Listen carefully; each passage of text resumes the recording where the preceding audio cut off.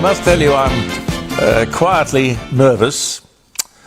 We're one day away from streaming live with what is, for all intents and purposes, the first new radio station of its kind, because most of the FM stations that came along in recent times are, of course, music stations, but this is going to be a talk station. We will be, taking baby steps. I have to keep my powder dry to a certain extent so that I've got lots of interesting things to talk to you about tomorrow.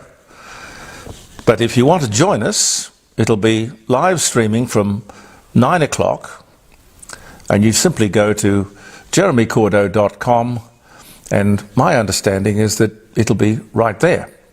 And you press the play. Should be a big red button, I think, on your screen, on your telephone or your computer or your iPad or however you do it. You see, I'm still feeling my way at this end as well as the other end. But it's certainly interesting. Challenging? Yes. Frightening? Yes.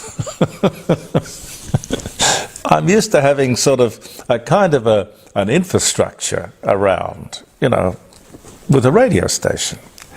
And this is on my dining room table. And the wonderful Tony Denton, who set this whole thing up, brilliant man. And Pete, will you be there? Oh, yes. Oh, God, yes. Okay. Peter Clayton will be there. At the moment, he's behind the camera. And I'll certainly be there. Maybe I should bring a glass of wine with me. I know it's 9 o'clock in the morning, but, Dutch courage? Something? I don't know. Maybe green tea. Green tea will do. Anyway, it'll be a very interesting moment in my life. And we'll just see where it goes. The phone number for the show, I'm sure you've got that. Pete, you're going to put that up at the end of the program?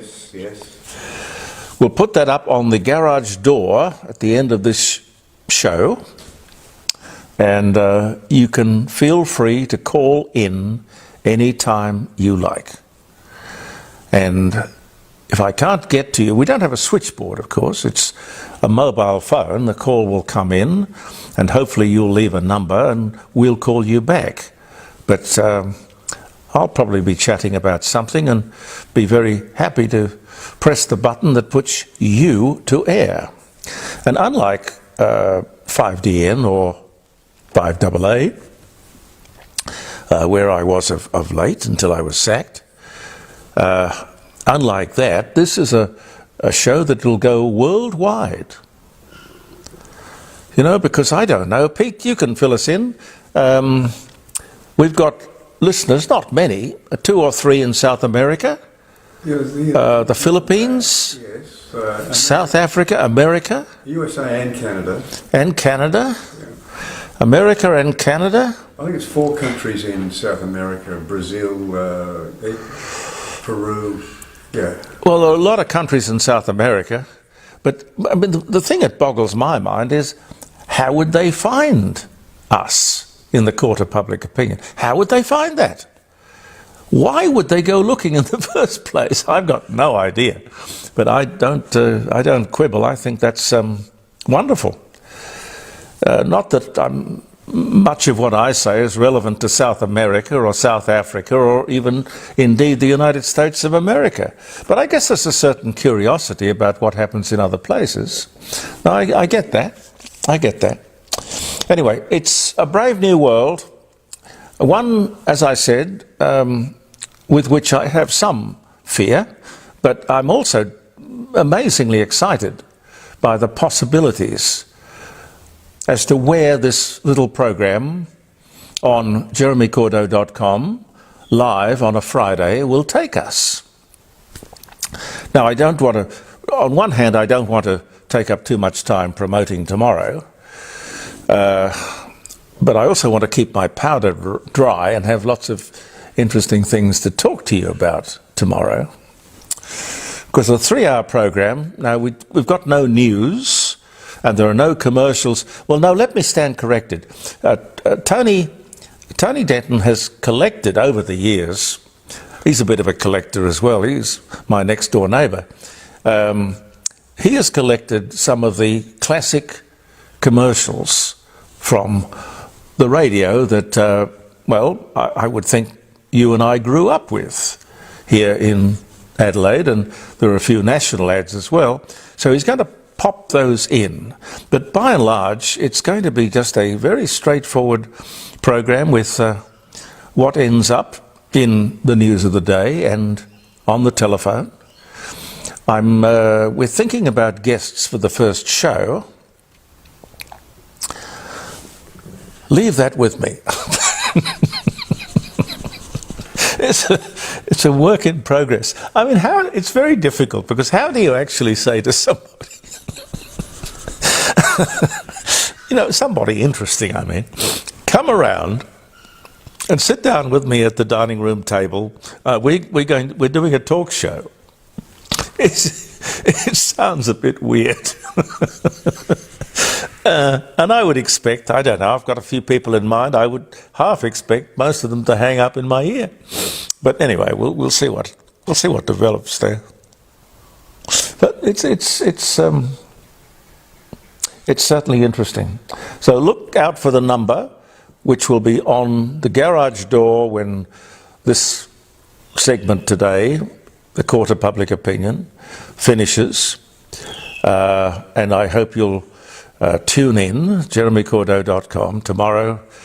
What I'm thinking of doing, without taking up too much time, what I'm thinking of doing is to keep the Facebook thing like this going for a little while, and then move to the podcast. But ultimately, if Friday goes well, we can move it to 2 days a week. And ultimately, we just have what we have on the Friday until it gets to be more accepted or more widely known or whatever. We can just put that up as our daily podcast. Anyway, the whole thing is pregnant with possibilities. But thank you for your support. Thank you for your comments. I see a whole lot of new names that I haven't seen before popping up, making remarks about the program. I'm still amazed with the things I say that I have never had anyone, and I hear all sorts of negative things about social media, being unsocial media, I feel very heartened by the fact that no one has been insulting or savage, unkind. I don't know what I've been in the media long enough not to have anything but a thick skin. So don't worry. Today, well, not so much today, but yesterday, the latest quarterly CPI figures, which are much more reliable than the monthly figures that we're used to, those CPI figures came out with some good news. The inflation rate is down. It's down to 6%. There's a lot of, I don't know, there's how do they call it? Underlying or core inflation, which has got to be looked at and taken into consideration as well, because what they do is to take out those volatile items in one's weekly shopping basket, if you like. So take those out and you get the underlying or core inflation rate. But on the surface, we have the inflation rate of this country heading in the right direction. That's good. The Reserve Board Bank, or the Reserve Bank Board, meets next week. And all I can say is that it's certainly taken the pressure off an upward movement. I mean, it's been 12 months, and if they were to put the interest rates up, it would be 13 upward movements in 12 months, which is hard, or really hard. But at 6%, the inflation rate is still twice what it should be. The band that the Reserve Bank are always interested in aiming at is 2 to 3%. But they clearly don't want to create a recession. The government does not want to create a recession. A soft landing is what they want. It's what we all want. So they should do everything very slowly, very gradually. Remembering, of course, that historically interest rates are always, in Australia, between 5 and 7%. That's the average over the many, many years. That's taking into account, of course, Keating's 18 to 22% if you were in business. So I think the interest rate on your house was about 18%, and if you were in business, the bank was charging you a business rate of 22%. I remember the days well. Almost killed me. But we survived. But I just still always wonder at these people who are complaining at an interest rate of 4.1 when I know how hard it is when you get 22%. Anyway, everything is stable, running along nicely. Unemployment is historically a 50-year low. But I understand it's not always comfortable, even with an interest rate of 4.1%. I do understand. But it is the real world. But the Reserve Bank board, I'm not sure about the other board members, but the chairman, the governor of the Reserve Bank, is on about $1 million a year. $1 million a year does a lot to insulate you from the real world. There's a lot said, of course, about the voice. Maybe the Reserve Bank could do with a housewife's voice.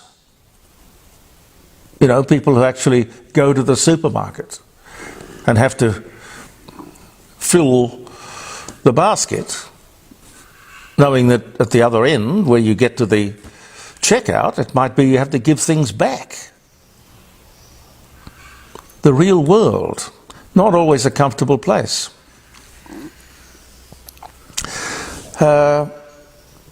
I'm convinced, by the way, I don't want to be cynical, but I'm convinced that in the next little while, the government is going to announce that the cost, speaking of the cost of living, nothing more important in that particular basket than bread, the government will announce the cost of grain, Australian grain, wheat, barley, corn, will go through the roof. Because, why? Oh, the war in Ukraine. Whoa, yes, wow. The Russians have effectively blocked the export, mostly to poor African countries, by the way, which will produce a global shortage. Prices will jump, yes. With Russia's ban on the safe passage of the produce, there will be a global shortage. And that's to be expected, sadly. But I'm just waiting for this government to tell us that the cost of bread in Australia will double, triple, because of the war in Ukraine. Like the overseas cost of gas was no excuse for high prices of gas in Australia. We are also self-sufficient in grain production. More than self-sufficient. You know, we produce enough food in Australia to feed 75 million people. So please, let's not let them pull that one again. We have a media who will not stand up to the government and ask you, well, ask them on your behalf some of these hard questions, but I promise you that here in the Court of Public Opinion, we will be on it in a flash.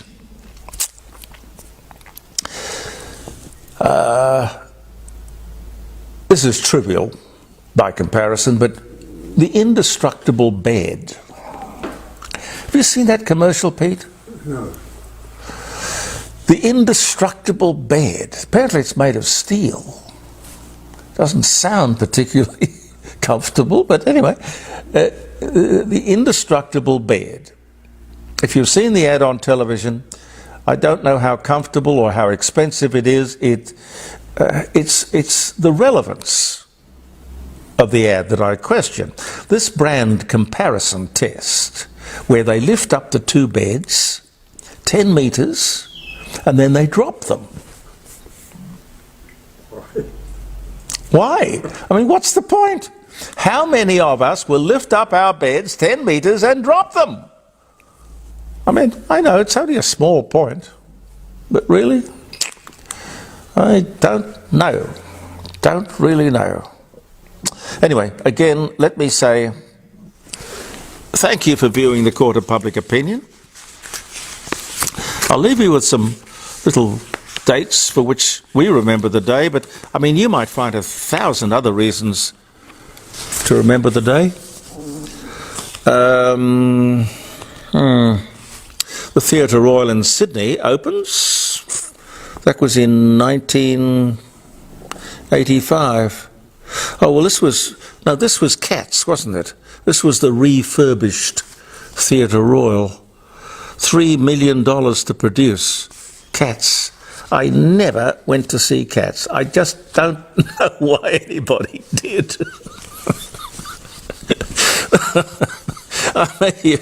Maybe you got to be into Cats, I don't know. The first colonists arrived in Kingscote, Kangaroo Island. Maybe that was in 1836. Maybe this, in fact, today should be declared South Australia's birthday, because that's when the first colonialists arrived. And I don't know what it was that turned them away from Kangaroo Island, because it would have been a pretty attractive place to see and to think about one's future on. Beautiful place. Christopher Dean was born. Oh yes, he used to skate with Jane Torval, didn't he? 1958 he was born. Jeffrey Hart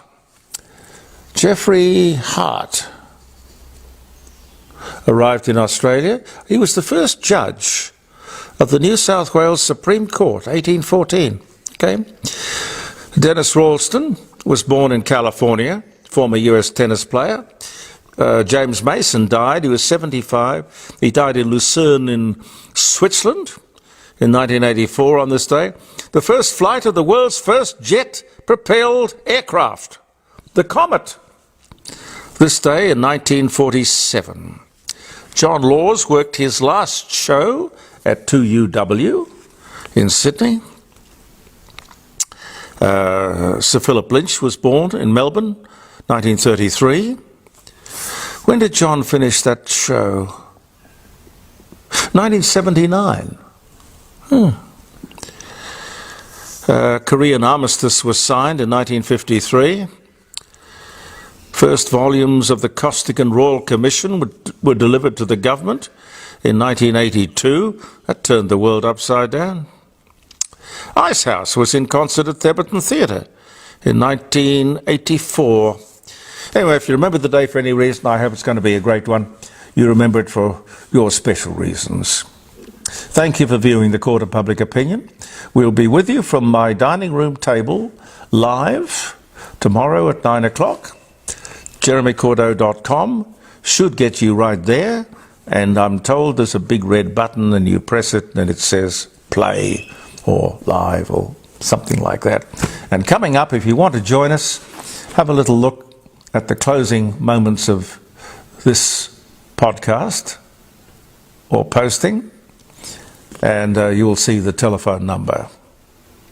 So thank you for viewing. I'm Jeremy Cordeaux.